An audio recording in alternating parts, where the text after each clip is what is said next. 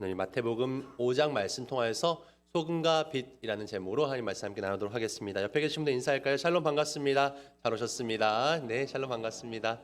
오랜만에 뵙는 분도 계시고요. 네, 건강한 얼굴로 함께 뵈니 참 좋습니다. 오늘 함께하지 못하고 또 온라인으로 함께해 주시는 귀한 성도님들, 또 우리 귀한 신우 형제님들 감사하고요. 오늘도 복된 주일 예배 시간이 되었으면 좋겠습니다. 보통 우리가 이제 그리스도의 제자, 빛과 소금이라는 표현을 많이 쓰는데요. 오늘 설교 제목은 소금과 빛이죠. 예수님께서 말씀하시기를 소금을 먼저 얘기하셨죠. 너희는 세상의 소금이다. 그리고 나중에 너희는 세상의 빛이다 라고 이야기하셨기에 우리가 오늘 소금에 대해서, 빛에 대해서 함께 또 이야기 나누도록 하겠습니다. 제가 예전에 읽은 책 중에 내 마음의 생수 61잔이라는 이제 여러 좋은 글들 모아놓은 그런 책을 보았는데요. 그 중에 하나 이야기가 있습니다. 조한 C 존스라는 간호사분의 이제 글이 있는데, 짧은 글인데요. 그 간호사분이 이제 나이가 이제 한 50대 정도 되신 분인데, 예전에 20살 때 간호학교에 있었던 이야기를 기억하고 적은 글이었어요. 본인이 간호학교 다닐 때 있었던 일입니다. 간호학교 입학해서 이제 몇 달 지나서 지난 그 계속 수업의 내용을 가지고 시험을 보게 됩니다. 시험을 보는데 이 존스 씨는 굉장히 열심히 공부를 했고 똑똑한 학생이어가지고 문제를 거침없이 열심히 답을 풀어냅니다. 그런데 그 시험을 열심히 풀다가 마지막 문제에 막히고 말았어요. 마지막 문제에 이런 질문이 적혀 있었습니다. 우리 학교를, 우리 간호동, 이 간호 수업하는 이 학과동을 깨끗하게 청소해 주시는 우리 청소부 아주머니가 계신데 그 아주머니의 이름은 무엇입니까? 라는 질문이었어요. 근데 문제마다 배점이 나와 있는데 각 문제마다 3점, 5점 이렇게 돼 있는데 이 마지막 문제 점수가 10점짜리 문제가 걸려 있는 겁니다. 이거 장난인가 싶어서 교수님 이거 진짜 있는 질문입니까? 이거 점수가 진짜 이게 맞나요? 학생들은 다들 볼멘소리를 합니다. 아니 이거 답을 알 수가 없는 겁니다. 그리고 배점이 너무 큰 거죠. 그래서 이거 진짜 이거 점수에 반영되는 문제가 맞습니까? 했더니 교수님이 맞다는 겁니다. 그래서 보니까 아무도 알 수 있는 학생이 아무도 없는 것 같습니다. 다 분위기가 그냥 한숨을 푹푹 쉬고 있습니다. 시험 문제는 뜻밖이었고 엉뚱했고 이 존스 씨도 그 아주머니가 누군지 기억이 납니다. 청소하시는 아주머니 늘 마주치는 분이었어요. 검정 머리에 키도 크시고 나이는 한 50대쯤 되어 보이는, 하지만 굳이 이름을 알려고는 하지 않았던, 맨날 보는 분이었고 수고하십니다, 안녕하세요, 감사합니다 인사는 나누었는데 실은 이름은 절대 알 수 없는 분이셨죠.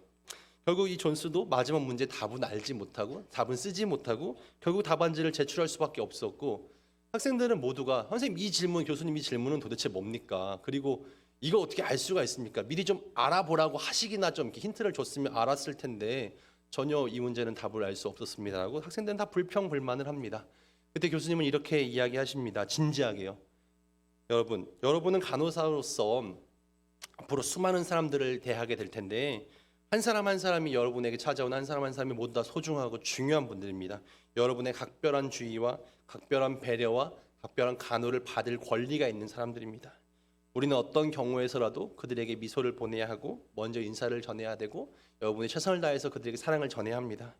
후에 간호사가 된 이 존스 씨는 그때의 수업과 그때의 시험 시간을 잊지 않습니다. 그리고 이렇게 이야기합니다. 지금도 난 그때의 시험 시간을 잊지 않고 있다. 청소해 주셨던 그 아주머니 이름이 도로시였다는 것까지도 지금까지도 기억하고 있다라는 글이었어요. 저는 이걸 보면서 굉장히 반성하게 됐습니다. 저도 본청에서 청소하시는 분 맨날 뵙거든요. 감사합니다, 수고하십니다. 최대한 밝게 인사하려고 애를 씁니다. 그래도 나는 이제 군종 목사니까 그래도 이 아주머니에게, 그 아주머니는 제가 목사인 걸 제가 굳이 표현하진 않았고 그래도 내가 최소한 제일 밝게 인사드려야지라는 마음으로 그래도 인사드립니다. 감사해요. 너무 수고하시네요. 근데 저도 한 번도 그분의 이름을 알려고 생각해하진 않았던 것 같아요. 그냥 열심히 해주시는 귀한 분, 고마운 분 이렇게만 이해했지 그냥 인사하고 끝이었죠. 하다못해 제 주머니에 있는 맛있는 과자라도 하나 드린다든지 그러지를 못했어요.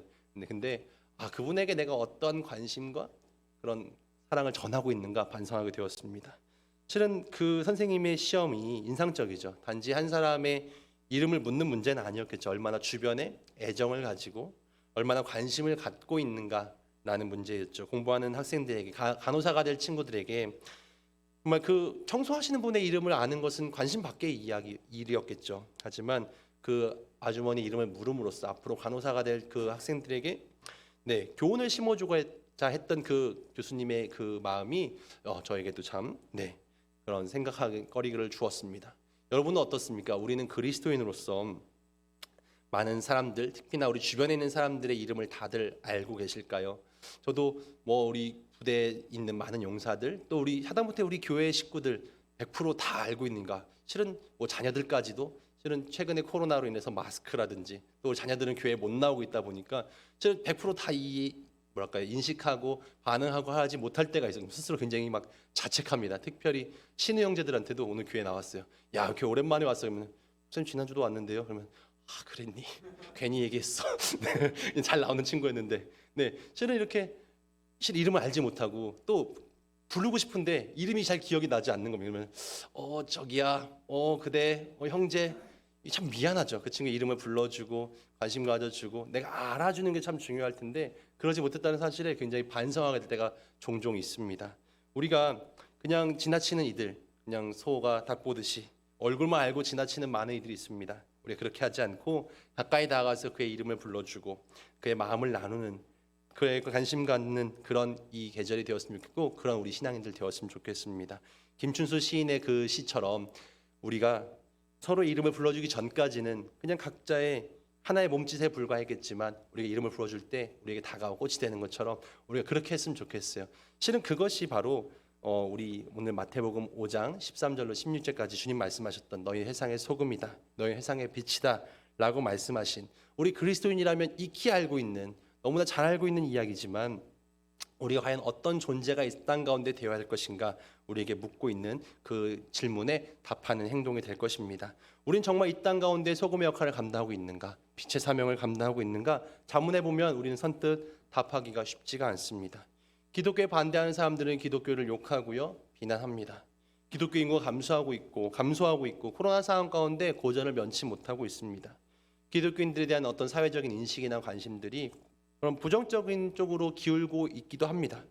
실은 우리가 부정해 보려고 애를 씁니다. 그렇게 욕하는, 비난하는 세력은 일부의 교회와 일부의 목회자와 일부에 불과해라고 이렇게 반응하기도 합니다만, 실은 우리가 우리 속을 더 잘 알고 있기 때문에 우리 속에 얼마나 부패한 부분이 많은가, 얼마나 잘못된 부분이 많은가, 실은 그렇게 하면 참 마음이 아프기도 하고요. 물론 우리에게도 아름다운 모습이 있고 너무나 선한 모습이 있고 세상에 자랑하고 싶은 모습들도 있지만 실은 그것은 너무 당연한 일이 되어야 할 것입니다. 교회 내의 일들 이런 것들이 오히려 세상의 욕을 먹기도 합니다. 세상에 스며들어야 될 소금이 세상으로부터 야, 전혀 짠맛이 없는데 너 염도가 좀 잘못됐어 라고 판정받기도 하고, 세상에 빛을 전해야 될 우리가 사람들로부터 야, 빛이 전혀 나지 않는다, 오히려 더 어둡게 만들고 있어 라는 평가를 받기도 합니다. 왜 이렇게 교회가, 그리스도인이 세상으로부터 이런 취급을 받고 있는 것일까? 이유는 간단하죠. 하나님 바라시는 것이 아니라 내가 바라는 것을 신앙을 통해서 이루고자 하는 나의 욕심과 욕망이 사람들에게도 보여지기 때문에 그렇습니다. 그런 이들은 소금의 맛을 잃어버렸고 빛을 잃어버렸습니다. 오늘 13절 말씀에 그리스도인 두고 주님은 이렇게 경고합니다. 너희는 세상의 소금이니 소금이 만일 그 맛을 잃으면 무엇으로 짜게 하리요? 후에는 아무 쓸데없어 밖에 버려져 사람에게 밟힐 것이다. 우리가 그 맛을 잃어버리면 세상에 버려지고 밟혀질 것입니다. 소금의 맛을 잃으면 더 이상 그것은 의미 있는 그런 물질이 아닐 것입니다. 아무짝에도 쓸모가 없게 되죠. 물론 성경이 말하는 이 소금은 우리에 대한 어떤 너희에 대한 은유죠. 너희는 소금 같은 존재가 되어야 해. 그런데 까딱하다간 소금이 맛을 잃은 소금처럼 의미 없는 존재가 될 수 있다. 소금의 소금다움은 그 맛에 있습니다. 짜게 하는 역할을 감당하지 못하면 그것은 소금이라 할 수 없는 물질일 것입니다. 그냥 돌이죠. 그래서 실은 그 맛은 정체성에 대한 이야기입니다. 그리스도인, 하나님을 따르는 예수님의 제자다움, 실은 그 맛을 잃어버리면 소금이 아니듯이 우리가 예수님의 제자다움, 예수님께서 말씀하신 그 제자다움을 잃어버린다면 그런 우리는 밖에 버려져 정체성을 잃게 되었고 밖에 버려서 사람들에게 밟히고 비난받고 욕먹게 될 것이다. 우리는 이미 그렇게 되어 있어요. 세상부터 정말 버림받고 욕먹고, 야, 교회 꼭 필요하냐? 야, 그리스도인 꼭 필요한 거 맞아? 없어도 괜찮은 거 아니야? 라는 평가를 받고 있죠. 그런 그리스도인다움 우리는 다시 회복하고 찾아야 할 것입니다. 예수님 당시에 그리스도인이라면 다른 느낌의 사람들이었어요. 맛이 전혀 달랐습니다. 그냥 유대인들이나 그냥 일반인들에 비해서 전혀 다른 생각을 하고 있었고 전혀 다른 행동을 하고 있었던 사람들이었어요. 그리스도인이라고 평가받는 그 자체가 그들의 정체성이었고 뭔가 우리랑 전혀 다른 사람, 다른 길을 가는 사람이었다는 거죠. 가치관이 전혀 달랐어요. 근데 지금 우리 현실은 어떻습니까? 줄었다고는 하지만 여전히 인구의 많은 숫자가 기독교인이고 뭐 7명, 6명 중에 한 사람은 기독교인입니다. 청년 중에서도 10사람 중 한 사람은 기독교인이라고 스스로 자부합니다. 그런데 우리가 섞여 있을 때 구별이 가능합니까? 전혀 구별이 가능하지 않죠. 이 사람 교회 다니는 사람일까? 믿음 있는 사람인가? 믿음이 없는 사람인가? 판단할 수가 없습니다. 소박하게 생각을 해봅니다. 우리가 요리를 합니다. 요리를 할 때 그냥 소금, 설탕 똑같은 통에 담아놓고 그냥 그 두께도 약간 그 곱기도 똑같은 느낌으로 이렇게 모아놓으면 여러분 구분할 수 있으시겠어요? 맛을 보기 전까지는 구별하기 어렵지 않겠습니까? 근데 누가 이걸 통을 섞어가지고 잘못해가지고 소금병에다가 설탕을 부어놨어요. 요리 넣습니다. 근데 어떻습니까? 요리가 이제 망쳐버리겠죠. 원하는 맛이 나오지 않습니다. 아니 소금 아닌 것을 왜 소금병에 넣었을까? 근데 실은 우리 교회도 교회의 모습을 갖추고 있지만 기독교인이라는 표징을 달고 있지만 전혀 그 다움이 없는 것이죠. 전혀 그 맛이 나지 않습니다.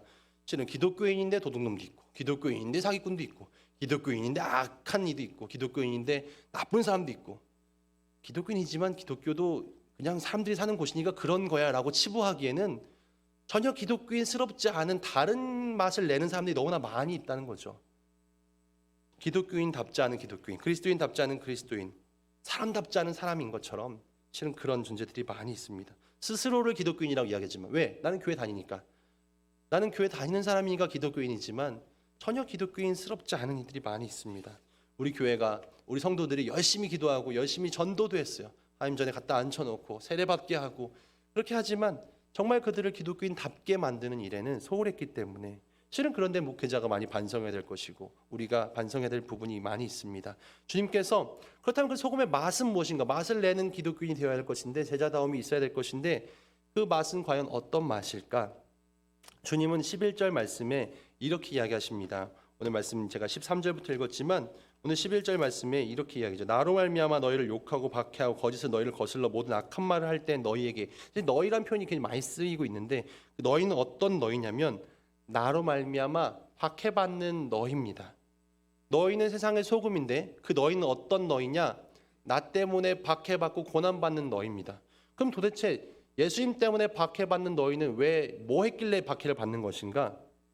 실은 현실 속에서 예수 따르면 박해했다는 겁니다. 그럼에도 불구하고 굳이 자기 정체성을 지켰어요. 그런 너희는 대단한 너희예요. 그 대단한 너희는 뭐 했냐? 11절 바로 앞에 보니까 의를 위하여 박해받는 자. 실은 주님을 따른다는 것은 의를 위하는 것인데 의를 위하다 보면 세상으로부터 박해를 받을 수도 있다는 겁니다. 의를 위하다 보면 의가 아닌 악을 행하는 사람들 세상으로부터 박해를 받습니다. 하지만 거기에 타협하지 않고 굴복하지 않고 끝까지 자기 정체성을 지켜내면 너희 세상의 소금이다 라고 이야기합니다. 그 의를 행한다는 것은 과연 무엇이냐? 그 앞에도 나옵니다. 9절 화평하게 하는 자 복이 있다. 세상에 의를 세우는 일, 화평하게 하는 일입니다. 평화를 만드는 일이었어요. 세상이 전쟁하고 싸우고 폭력이 있고 다투는 그 상황 속에서 갈라져 있는 그 상황 속에서 담을 치고 있는 상황 속에서 그 사이를 평화롭게 만드는 화평하게 만든 일, 그것이 의이고 그 일을 행하다가 세상으로부터 박해를 받고 멸시를 당하고 고난받는다면 잘하고 있어. 그것이 바로 너희가 세상의 소금의 역할을 감당하는 일이야 라고 주님 말씀하십니다. 평화를 행하는 사람이 바로 그 마음, 그 행위가 바로 소금의 마음이고 소금의 행위라는 겁니다. 그 맛을 잃어버리면 무엇으로 그것을 짜게 하겠느냐? 그런 그리스도인, 세상에 평화를 가져야 될 세상의 그리스도인들이 그런 일을 하지 않고 그런 마음을 품지 않으면 도대체 세상은 뭘로 평화 만들래? 주님 말씀하십니다. 제자답게 하고 우리를 그리스도의 사람답게 만드는 일은 우리 마음속에 세상을 평화롭게 만들고자 하는 마음과 그런 행동이 있어야만 가능합니다. 우리가 그리스도인이라 할지라도 그런 마음이 없다면 그런 표현이 있어요. 우리가 다른 이단 종교 아니면 사이비 종교 실은 무엇을 얘기합니까? 우리 보통 막 예를 들면 신천지 막 이런 것들을 사이비라고 이야기합니다. 그런데 뭐가 사이비냐면 한자어의 사이비는 저는 옛날에 무슨 영어인가 했어요. 실은 겉으로는 비슷해 보이나 속이 다른 것을 사이비라고 합니다. 이단은 끝이 다른, 비슷하게 가다가 끝이 다르면 이단이고요. 되게 비슷해 보이는데 겉은 비슷해 보이는데 속이 다르면 그건 사이비라고 합니다. 그러니까는 우리가 예수님의 모양을 갖추고 있고 예수님의 제자의 모습은 갖추고 있지만 속이 다르면 사이비입니다. 난 교회 열심히 다니는데 내가 사이비였나? 그냥 무서운 이야기지만 내 속을 점검해 보아야 합니다. 내가 과연 반성하면서 내가 과연 맛을 내고 있는, 내가 평화를 이루고자 하는 마음이 있는가, 내 안에 자비를 이루고자 하는 마음이 있는가. 예수님이 경고하신 바 그 마음이 없다면 밖에 던져져 버릴 것이고 세상 사람들에게 밟혀질 것입니다. 사람들은 기독교인을 개독교인이라고 욕하기도 하고 그거 자체로 이미 밟히고 있습니다.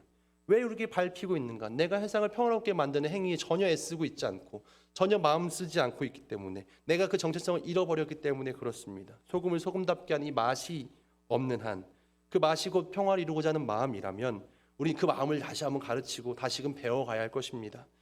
우리는 실은 평화를 지키는 군인이라는 사명을 감당하고 있어요. 저는 그래서 군대가 좋습니다.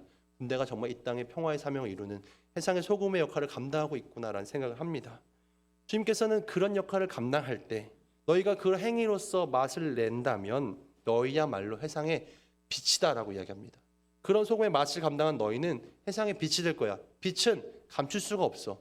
그 빛은 도시가 산 위에 있는 것처럼, 도시가 골짜기 아래에 있으면 가져서 보이지 않겠지만 도시가 산 위에 있다면 사방에서 다 보이게 될 것이다. 우리가 굳이 가리려고 해도 빛이 가려지지 않는 것처럼, 산 위에 있는 도시가 가려지지 않는 것처럼 우리가 평화를 행하는 마음으로, 평화를 행하는 행동으로 움직이고 있다면, 그러다가 박해를 받거나 고통받는다 할지라도 나의 정체성을 지키기 위해서 애쓰고 노력한다면 세상 누구도 그것을 가릴 수가 없게 될 것이다. 그래서 우리가 정말 굳이 전하지 않아도, 굳이 대단하게 홍보하지 않아도 숨겨지지 않는다. 등불 위에, 등경 위에 등불처럼 모든 것을 비추는 빛이 될 것이다 라고 이야기합니다. 우리는 과연 홍보를 합니다. 우리 물건이 좋습니다. 홍보를 해요. 근데 정말 물건이 좋아야 그게 팔리죠. 네. 실은 이거 안 되니까 다른 물건이 안 좋아요. 실은 그거라도 합니다. 우리가 저것보단 좋아요. 네. 저것보단 좋다고 하지만 정말 좋은지가 이게 이해가 되고 동의를 얻어야 팔리죠. 근데 우리는 그건 잘 모르겠지만 저거보단 좋은 것 같아요 라고 이렇게만 홍보를 하고 있어요. 근데 실은 그것으로 세상을 변화시킬 수 없고 빛을 전할 수가 없습니다. 제가 이런 이야기도 읽었어요.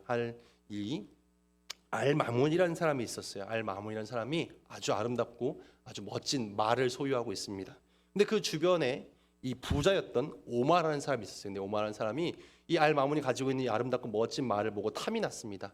실은 그래서 나에게 그 말을 파시오. 근데 이 알마문 씨는 내가 그 말을 팔 수가 없습니다. 너무 귀하고 너무 멋진 말이기에 팔지 않습니다. 그랬더니 내가 말 2마리 줄 테니까 파세요.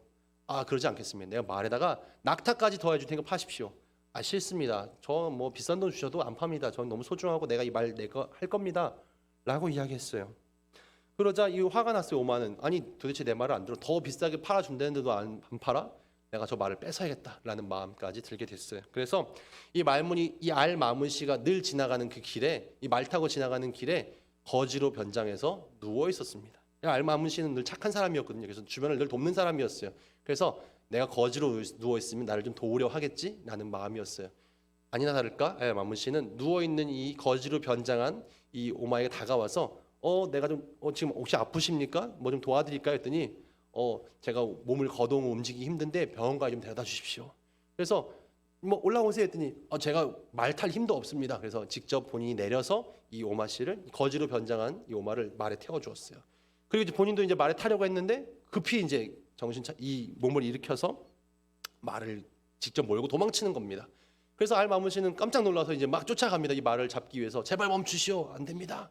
그런데 계속 더 멀리 도망치는 거예요. 이제 어느 순간 더 이상 쫓아갈 힘을 잃고 이제 멈춰 서게 되었어요. 그리고 오마 씨는 얘기합니다. 당신이 내 말을 듣지 않고 내게 말을 팔지 않았기 때문에 내가 당신의 말을 가져간다 하면서 막 이렇게 막 화를 내고 막 가는 거예요. 지금 그러자 이 알마문 씨가 아주 선한 표정을 짓고 이렇게 이야기합니다.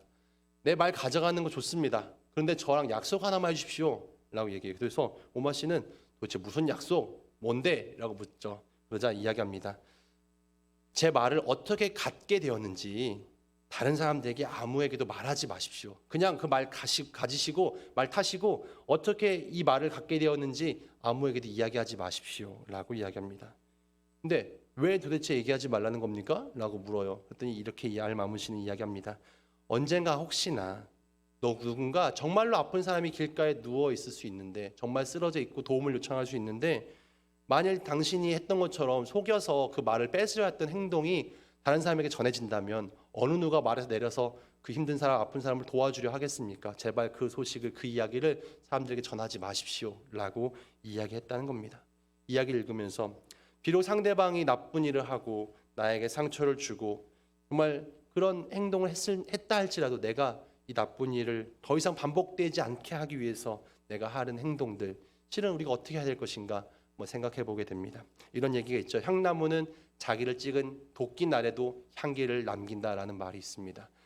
가끔 내가 만나는 어떤 일들이나 상대가 나를 힘들게 하고 아프게 한다 할지라도 그런 일이 반복되지 않도록 내가 막아내는 것, 내가 그것이 세상을 아름답게 만드는 일이라면 내가 견뎌내기도 하고 용서하기도 하고 품어주기도 하고 기도하기도 하는 것, 이런 것들이 진정한 소금과 빛의 역할을 감당하는 일이 아닐까라는 생각이 듭니다. 실은 우리 군대가 또 우리 교회가 그런 일들 실은 감당하고 있습니다. 우크라이나 전쟁을 위해서 정말 이재민을 위해서 우리가 어떻게 고통받는 난민을 위해서 어떻게 마음을 쏟을까 기부금을 내기도 하고 함께 기도하기도 하고 또 산불 피해를 입은 이재민을 위해서 기부하기도 하고 마음을 쏟고 기도하고 성도들의 아픔이 참 많이 있습니다. 실은 아픔 당한 이들을 위해서 음식을 가져다 주고 또 같이 기도해 주고 같이 마음을 쏟고 이런 일들이 우리가 정말 빛과 소금의 역할을 소금과 빛의 역할을 감당하는 우리들의 모습이라고 생각합니다. 이 일들을 감당하라고 주님께서 우리를 부르셨습니다. 주님께서 우리를 위해 십자가 지신 그 사순절 셋째 주간을 보내고 있습니다. 주님께서 나를 위해 그렇게 십자가 지셨고 나를 위해 그렇게 몸을 주셨다면 나는 내 마음속에 어떤 일들 통해서 주님의 빛을 전할까, 주님의 사랑을 전할까, 정말 소금의 역할을 감당할까, 다시 한번 내 스스로를 살펴보면서 세상에 나가서 진정으로 주님께서 원하시는 그런 소금과 빛의 역할을 감당하며 주님의 사랑을 정말 전하는 주님의 그런 빚진 자로서 사랑의 빚진 자로 그 사랑을 베풀고 나눌 수 있는 그런 주의 백성들 다 되어지시기를, 믿음의 식구들, 우리 비승 한국교회 식구들 되어지시기를 주님의 이름으로 축원을 드립니다. 아멘. 기도하겠습니다.